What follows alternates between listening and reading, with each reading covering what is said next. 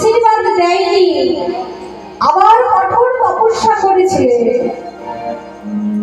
তোমার প্রার্থনাটা কি ছিল? না, তম ধরণী যেন মম ধরণী হয়। গোবিন্দ অপারগ হয়ে তোমায় আশীর্বাদ দিলেন তো বটে, তবে আমিও সেদিনে তোমায় অভিশাপ দিয়েছিলাম।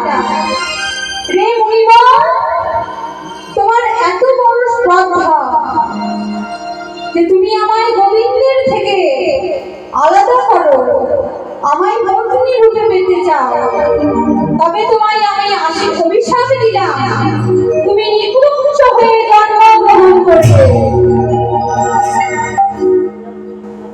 আয়নে হলো চৈতন্য, বল শ্রীমতী তুমি ধন্য,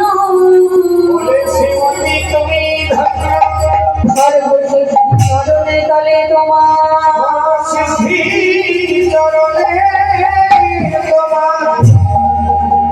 আয়নি চৈতন্য হয়েছে।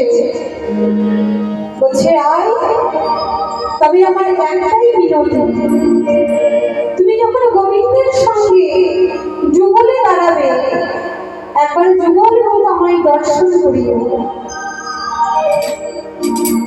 এরপর কুটিলা কুটিলা ছুটতে ছুটতে এসে বলছে, রাই বউ,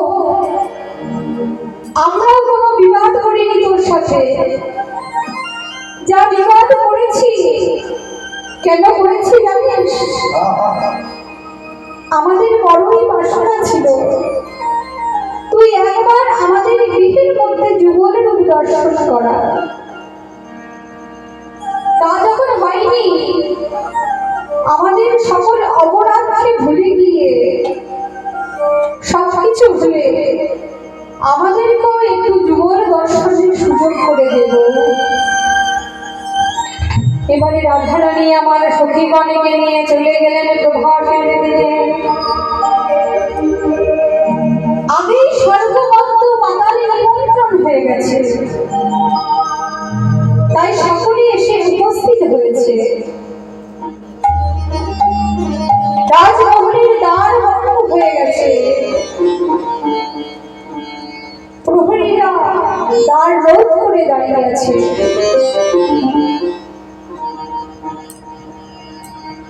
একদারে রাধারানী, আরেক দ্বারে সখীগণ,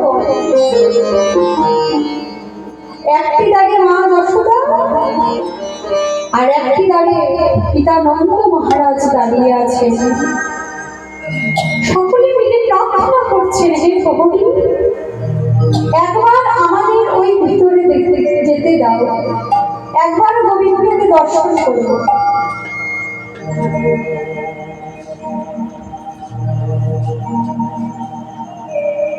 রাধারানী বারবার বলছে, একবার দর্শন করব, একবার দর্শন করব।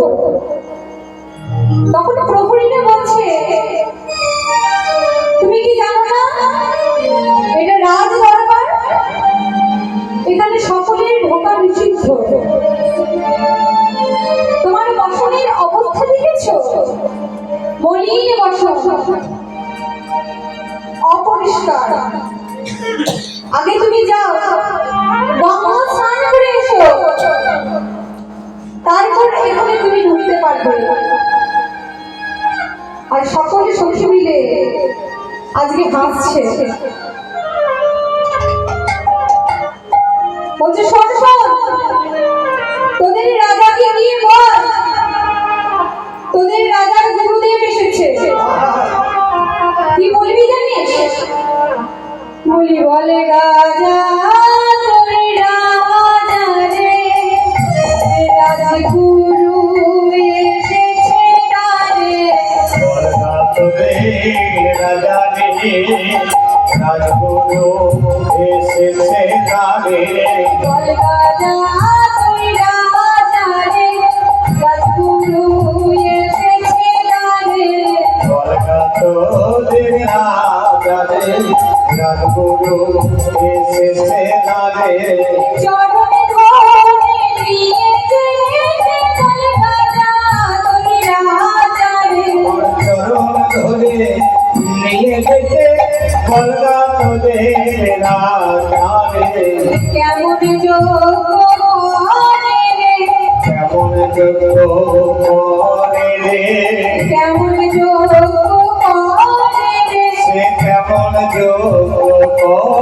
রে ওই গুরুবিনে তোদের রাজা কেমন গো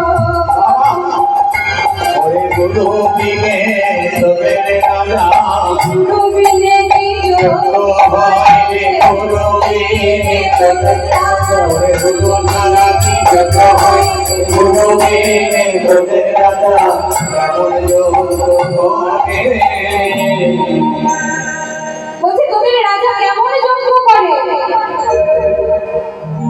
ত্রিভুবনে এমন কোনো যজ্ঞ নেই যেই যজ্ঞ গুরু ছাড়া করা হয় যার চরণ তলে ভগবান সৃষ্টি প্রাণ গোবিন্দ সেই তোদের রাজা এই গুরুর চরণে ধরে রাধারানী তো গুরু সরস্বতী মানে আর তুই কি বলছিস না সেই রাধারানীকে গঙ্গা স্নান করতে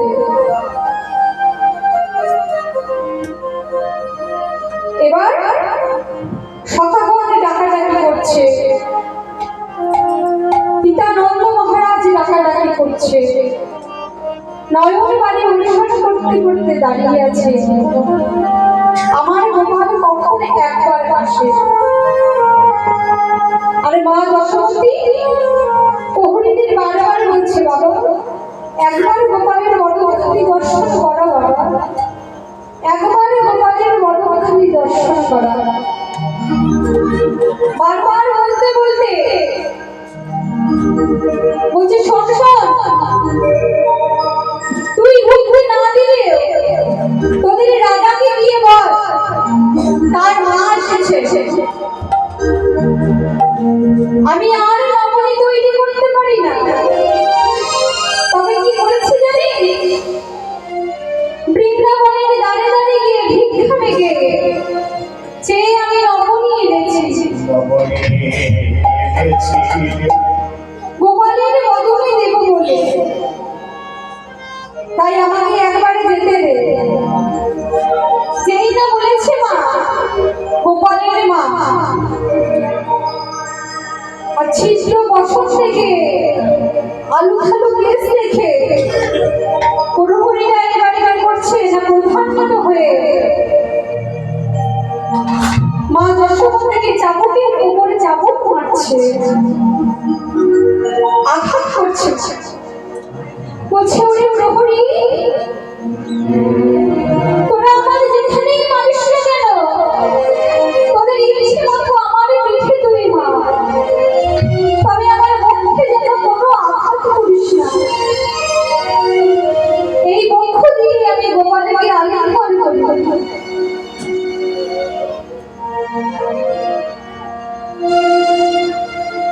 আজ কাঁদতে শুরু করেছে গোপাল রে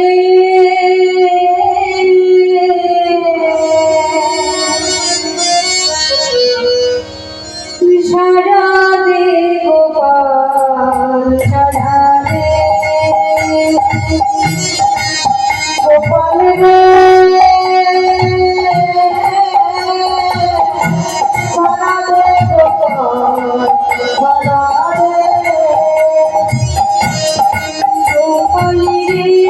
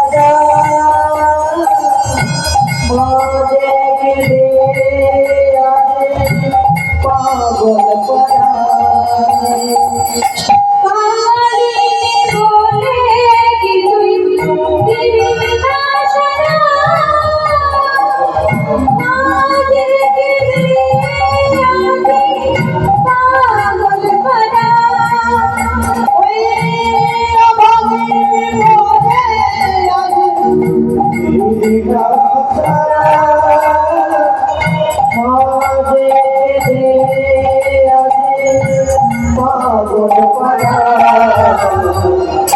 সারা দে গোপাল সারা দে গোপাল রে সারা দে গোপাল সারা দে সারা দে গোপাল সারা দে বলছি গোপাল একবার এসে দেখেছে বাবা আমার এই অবস্থা করেছে এবারে যখন সবাই মিলে রং করছে প্রাণ গোবিন্দে আমার আর স্থির থাকতে পারছে না যজ্ঞের আহুতিটা দিয়ে জলের ঝাড়িটা নিয়ে ঘুরছিলেন বলছে দাদা আমি আর রইতে নারি তুমি এক কাজ করো বাকি যা কাজ আছে তুমি সমাপ্ত করো আমার সকলে মিলে ডাকছে মা আনানো ভালো নয় আমি আর থাকবো না এবার ছুটতে ছুটতে চলে যাচ্ছে আর মনে মনে ভাবলে চারটি গাড়ি আমার